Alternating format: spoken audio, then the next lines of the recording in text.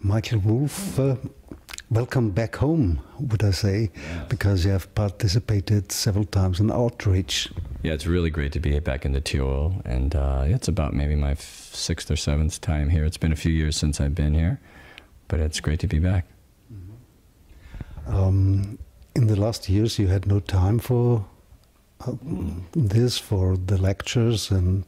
Well, actually, in the last 5 years, my family in New York did a television show that was on Nickelodeon, and it starred my children, who are now 16 and 13 years old, and my wife created the show and wrote it and directed it and produced it, and I played the father on the show, acting, and did the underscore, the music. My sons wrote all the songs. So we were heavily involved with making a film and then 3 seasons of a television show, and we shot always during the summer, so I was unable to tour or come to Europe at all. So this is the first year that I've had the opportunity now to be back on the road in the summer. And this TV show shows your family life. Yeah, well, it was sort of, I mean, it's a little fake. It was funny. It was a mock documentary, pretend documentary of a children's rock and roll band that's supposed to be as famous as the Beatles, and it was called the Naked Brothers Band. So, but the interesting thing was, I mean, I played a totally different character. I actually played a character named Sonny Wolff, and I wore my hair down like that, and I wore lederhosen all the time and played the accordion.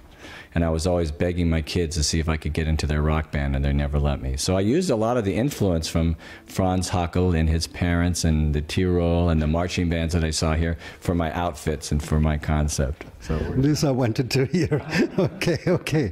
Because when I think you have been born in New Orleans, you're raised up in San Francisco, and in Memphis, Tennessee, and you're living in New York now, in Manhattan. What did you influence most? Which of these musical cities? Right. Well, you know, I've been influenced by a lot of different music, but when I was a small child growing up in the South, my father influenced me. He was raised in a little town in Mississippi called Indianola, Mississippi, and from that little town came B.B. King, Albert King, and Muddy Waters, 3 of the greatest blues musicians of all time. So he grew up really with the black people's community of music. That's what he was into. So when I was a little kid, he was a doctor later on, but he had perfect pitch. He was a great musician. So when I was 4 years old, he showed me the St. Louis blues. Do do do do do do do do do. He showed me that on the piano and had me listen to B.B. King and Ray Charles, people like that, Count Basie, Oscar Peterson. He also loved George Shearing. So the influences I had really early on were bluesy and jazz. And then as I got older and I got into different kinds of other jazz pianists like Bill Evans and McCoy Tyner and Chick Corea and Herbie Hancock and stuff like that. You know, Keith Jarrett, of course, I listened to all of them. But I think the underlying thing in my music, I always have to have some feeling of the blues, because that's how I was raised. You started your musical career with Cal Tjader, is that right? That's right. Yeah, I started with Cal Tjader when I was 19 years old. And then you came to Cannonball Adderley. Right. Well, I was with Cal Tjader's band for 2 years. And it was a wonderful experience. I was 19 years old. And the first performances I did with him were 2 weeks at a small club in Arizona. The second performance was the Monterey Jazz Festival, a thing called the Latin Jam Session. So I was playing piano, Cal Tjader was on vibes, Al McKibben was on bass, Dizzy Gillespie and Clark Terry were on the trumpet. Let's see, I think Mongo Santa Maria was playing percussion, Willie Bobo was on percussion. You know, it was an amazing experience. So the first 2 years of playing with Cal Tjader, I got to play with him, with Tito Puente, with Pete Escovedo, with just so many great musicians. Sarah Vaughan sat in, different people. So after I did 2 years with Cal Tjader touring around with him, I joined Ayrton Moreira and Flora Purim, these Brazilian musicians that I love very much, and I played with them for a year. And then I joined Cannonball Adderley's band. And Cannonball had been my idol growing up. So to be able to join that band, I knew all of his material, and that was really a blues-based, or rhythm and blues-based jazz band. So for me, that was perfect. So that's now more than a third of a century ago. Are there influences which are to be heard in your music also today? Yeah, I think a lot of the influence of Cannonball Adderley is there. You know, I look at it as like there's sort of a if you look at, there was a movie and a television show years ago in the United States called Roots, and it showed the beginning of slavery in the United States and how everybody grew. And I think there's kind of a roots of jazz. To me, it's starting with Miles Davis and all the people that played with Miles Davis, you know, Cannonball Adderley, John Coltrane, you know, Sonny Rollins, Herbie Hancock, Bill Evans, so many musicians. And so for me, I got the opportunity to play with Cannonball. I never played with Miles, though I knew him. We were friends. But I played with Cannonball and Sonny Rollins. So I think that there was an Ayrton who we played with. I think there was an influence that kind of came down in the generations from those musicians. And I think it is different than the way people play today. But I mean, you can play modern. I feel that I play modern jazz, but I just have that influence of always having a certain inner feeling in the music. It's hard to describe, and it's not in the notes. It's in a feeling of what you play underneath the music. You know, it's like when a psychiatrist has a conversation with the patient tells them a lot of lies that the patient tells himself. But the psychiatrist has to figure out what's underneath the actual words. And I feel like that's what's magical about musicians who have a certain history and a certain feeling. It's not always just age. There are young people that seem to have it too. It's just having whatever it is underneath the music, that feeling underneath the music, under the notes. Michael Wolff, you have also been working with the Jones Lewis Orchestra, yeah, and had been musical director to Nancy Wilson. What is the balance between orchestral work and small group or soloist work? Mm-hmm. Well, right now I'm doing primarily small group work. I just made a trio album with the great Mike Clark on drums from the Headhunters album and Chip Jackson on bass. And I'm getting ready to make another album in a couple months with Mark Isham, who's a great trumpet player, and Mike Clark again, John B. Williams on bass.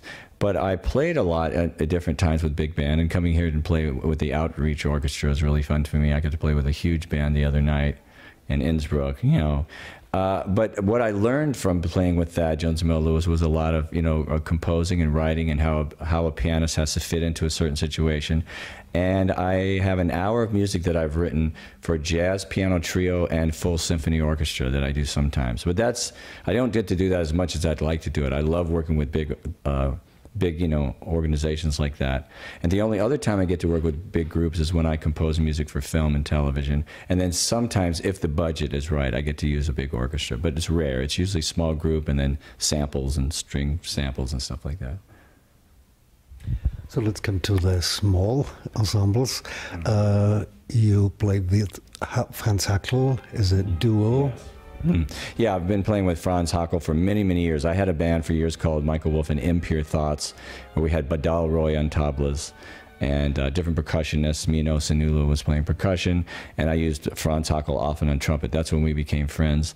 And then he and I started just playing together at my house, just trumpet and piano. And last year we played at a festival that you were there with just trumpet and piano. We started to do that. And what happened was, when I came to the Tyrol for the first time, I saw that there were a lot of marching bands that were marching around in Schwaz and in Innsbruck, and I started listening to the Tyrolean folk songs. And when I heard those, I said, that's where the great Joe Zawinul, I think, got a lot of his music for Weather Report. And these beautiful soaring melodies, da-da-da-da-da-da, dee-da-da-da. So Franz and I took these Tyrolean folk songs, and he started playing the trumpet melody, and I would just improvise jazz or whatever 20th century, 21st century harmonies underneath it. And I think we've developed a fantastic approach to music in general from that way of doing it, where we played the other night, we played a Puccini aria from an opera. We played some Bach piano, trumpet sonata. And what we do is we take that music, we take the beautiful melodies from it, and then I improvise underneath it. And so we've developed, I think, a real system and a real interesting method of approaching the duo situation. The motto of this Outreach Festival is expeditions. You will participate in one expedition. What was this challenge? Well, the challenge was just to say, how can music, you know, any kind of programmatic music is, how does the music relate to a real life event? You know, music often is abstract. Igor Stravinsky, they would say, well, what does your music mean? He says, the music is the meaning. So when I've scored film and television, it's a very interesting process. You can be intellectual about it. You can know what your mind says. Well, in this scene, let's just say we saw Peter, you know, climbing up a mountain. You'd see that happening. But I think as a musician, I have to say, like I was talking about, what's underneath the words, what's underneath the music, what's underneath the scene, what's underneath the feeling of someone who's going to be climbing up a mountain, the music that we do. So to me, that's what I have to feel. I have to find that subconscious meaning or that subconscious feeling, and then translate that into an actual musical sound. It's an interesting experience to do that. So the same thing with just briefly meeting Peter and seeing, you know, hearing how he was able to climb Mount Everest and do all this different stuff, we would hopefully have a feeling that we improvise or that we put into it that relates to maybe the majesty, the hugeness of what he did, and yet he's an ordinary person in a lot of ways. So he has a lot of, you know, to do anything big, it takes a lot of little bitty steps. Just like to make a big symphony, it's a lot of notes in a row, you know. So that's how I was thinking of it. But you will also do an expedition with a trio, yes. And there you will not have so many notes like in a symphony. Yeah, we're going to just improvise. We don't have a plan. In fact, we're going to do a sound check and maybe see, but no, that's going to just be the feeling of I'm going to follow the trombone and drums and just... I like the feeling of the music playing me, that I don't play the music, but I sit and I wait for my emotions or my ears or whatever for it all to just start happening. So I'm hoping that's what's going to happen. So that's it's almost like Zen Buddhism. You know, when you're a musician, there's a thing in Zen Buddhism called beginner's mind. And that means that no matter how well trained you are, every time you go to meditate, you start from zero. You have to turn off your mind and be quiet and just be in that moment. And to me as an improviser, when I'm succeeding, I hope that I will be able to be in the moment and forget everything I've ever learned and just discover it. And that's the way I like to perform. So thank you very much, Michael Wolff. I will let you be in silence to find the point, yes, to go to music. Well, it's great to see you again, and I appreciate how much you've been, you know, supportive of the music, you know, with Franz that I've been doing, with outreach, with music in general, and your radio work and everything. So it means a lot to get to talk to you.